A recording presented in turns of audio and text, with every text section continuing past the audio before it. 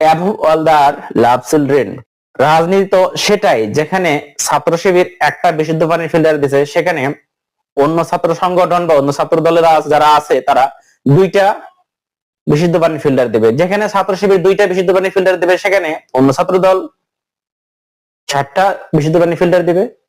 কিন্তু ভেঙে ফেলা মানে হচ্ছে উগ্রতা, প্রতিহিংসার বহিঃপ্রকাশ। আর এই সম্পর্কে আল্লাহ তাআলা সূরা কলামের 11 এবং 12 নম্বর আয়াতে আল্লাহ তাআলা বলেছেন, মান নাইলিল খায়রা, যারা ভালো কাজে বাধা দেবে, মুতাদিন আসিম, এবং জুলুমের ক্ষেত্রে সীমা লঙ্ঘন করবে, অতিল্লিল, তারা চরম পাপিষ্ট এবং হিংস্র স্বভাবের, হিংসা টাইপের।